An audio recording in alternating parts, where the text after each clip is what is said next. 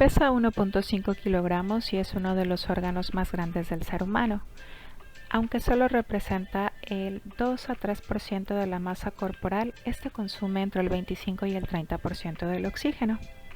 Entre sus funciones principales encontramos la captación de nutrientes que le llegan desde el intestino transportados por la vena porta, el metabolismo, es decir, la biosíntesis de compuestos del propio organismo, su almacenamiento, transformación y degradación.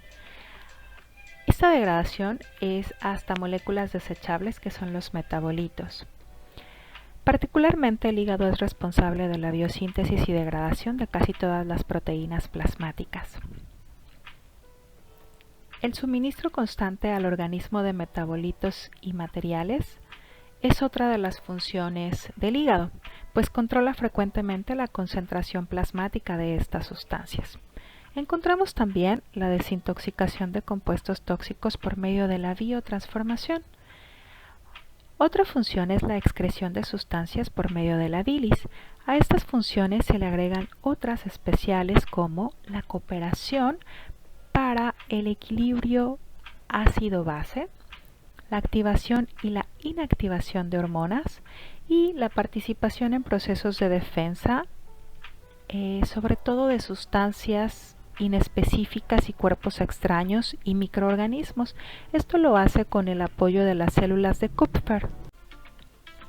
En cuanto a metabolismo se refiere, tenemos que en el metabolismo de la glucosa favorece la glucogenólisis y la gluconeogénesis en periodos de ayuno, y realiza la síntesis de glucógeno, glucogenogénesis, en periodos absortivos, y se realiza también el ciclo de Cori. En el metabolismo de lípidos, en este órgano es donde la síntesis de triacilglicéridos, fosfolípidos, cuerpos cetónicos se llevan a cabo durante el periodo posabsortivo. Así también se realiza el metabolismo del colesterol y las lipoproteínas. En el metabolismo de las proteínas se lleva a cabo la síntesis y degradación de proteínas, el ciclo de urea y síntesis de factores de coagulación, así como las proteínas que forman enzimas, hormonas y que sirven de transporte de sustancias. En el ciclo de ayuno, el hígado es metabólicamente activo, ya que es el encargado de mantener la homeostasis de la glucosa. La etapa interdigestiva activa la ruta catabólica de la glucogenólisis y anabólica de la gluconeogénesis al estímulo del glucagón, hormona que es sintetizada en las células alfa de los islotes de Langerhans del páncreas.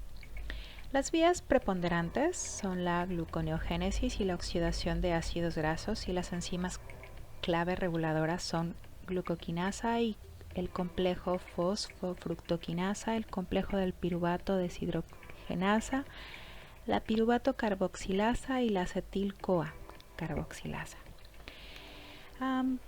Es importante mencionar otra de las hormonas que es de las principales. En este caso hablamos de la insulina, que es una hormona anabólica y ejerce un efecto catabólico en las células. En la etapa postprandial activa gluconeogénesis, lipogénesis, síntesis de proteínas y glucólisis. Si la insulina está activa, la glucogenólisis es inactivada. Es un tejido voluntario con contracciones de forma refleja en ocasiones. Está compuesto por fibras musculares, que son las unidades básicas de su organización. Estructuralmente comprende el hueso, tendón, vasos sanguíneos, fibra muscular, perimicio, fascículo, endomicio y epimicio. Entre sus funciones se encuentran proporcionar estabilidad y mantenimiento de postura, ayudar a la regulación de temperatura corporal, que es la termogénesis, y la participación en el movimiento del cuerpo. En cuanto a su metabolismo, las células no almacenan grandes cantidades de ATP, porque una vez que se inicia la contracción muscular lo pueden generar muy rápidamente. Existen tres fuentes primarias del ATP que en orden de utilización son el fosfato de creatinina, la glicólisis anaeróbica y la fosforilación oxidativa. Friedman nos dice que los músculos contienen enzimas necesarias para la síntesis de glucógeno, la glucólisis y la oxidación de la glucosa. La regulación de enzimas metabólicas en el músculo esquelético ocurre como respuesta a cambios en la demanda de ATP, la disponibilidad de sustratos y en respuesta a la estimulación hormonal y neural. En la etapa de ayuno postprandial, el músculo participa en la captación de glucosa para acumular la energía y recuperar la reserva utilizada durante el ayuno o el ejercicio formando glucógeno por la vía anabólica de la glucogénesis. En la etapa postprandial, la hormona que actúa para la síntesis de macromoléculas es la insulina. El tejido adiposo es un tejido conjuntivo especializado. El tipo más frecuente es el tejido adiposo blanco, cuyas células, los adipocitos, se caracterizan por tener una gran vacuola en la que se acumulan grasas. El citoplasma y el núcleo se encuentran en el borde de la célula cerca de la membrana plasmática. El tejido adiposo blanco es el almacenador de energía más importante del organismo y además es un buen aislante térmico, un acolchado mecánico protector. También sirve como almacén para la provitamina A, betacaroteno y la vitamina E, A tocoferol. El segundo tipo es el tejido adiposo pardo. Es infrecuente y solo en los lactantes tiene importancia para la termogénesis.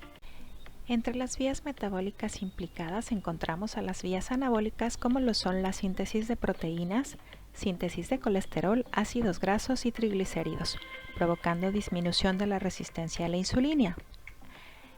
En la etapa postprandial, la insulina impide la lipólisis, activa la lipogénesis, almacena triacilgliceroles.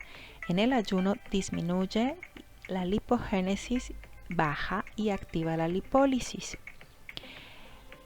Las sustancias relacionadas a la regulación de la ingesta y del gasto energético son la leptina, que por cierto, esta envía señales al cerebro según el estado nutricional y además infiere en las señales de hambre o saciedad.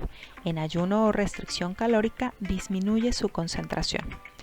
También tenemos a la adiponectina y la lipoproteína lipasa. La lipasa activa la hidrólisis, en ayuno el glucagón, hormonas tiroideas, cortisol y catecolaminas la activan y comienza la lipólisis. El cerebro carece de capacidad de almacenamiento de combustible y sus reservas de glucógeno son muy escasas, por consiguiente requiere un suministro continuo de glucosa cuyo transporte al interior celular es independiente de la insulina. Participa en la regulación del metabolismo y del ciclo alimentación-ayuno mediante los neurotransmisores. La vía catabólica de la glucólisis y la fosforilación oxidativa no están estrictamente compartimentados entre los astrocitos y las neuronas respectivamente. Su principal combustible es la glucosa y cuerpos cetónicos durante inanición. Los principales neurotransmisores son la dopamina, noradrenalina, adrenalina, serotonina y neuropéptido Y. Está constituido por boca, esófago, estómago, intestinos y ano. La participación del sistema digestivo en la regulación del metabolismo lo realiza a través de las hormonas gastrointestinales que secreta, pero también por enzimas que participan en la digestión, activando señales de hambre y saciedad. Durante el ayuno, los niveles de gastrina en el plasma disminuyen. En el periodo postprandial, los niveles de gastrina aumentan, sobre todo en presencia de alimentos con aminoácidos aromáticos. Una de las funciones catabólicas es la de potenciar la actividad de la insulina tras el consumo de glucosa.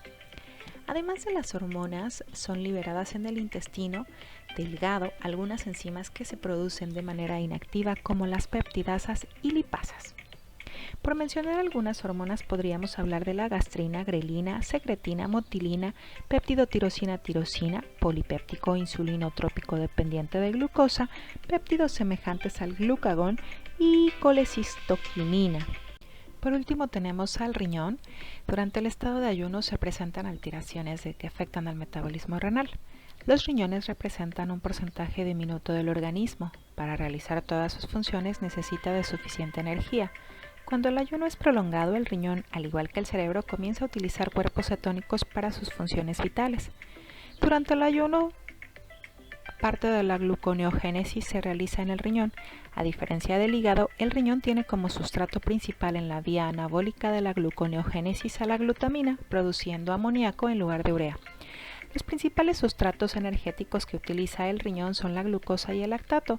La glucosa tiene un papel importante participando en la secreción de potasio, del ion hidrógeno, transporte de bicarbonato, sodio y depuración de agua.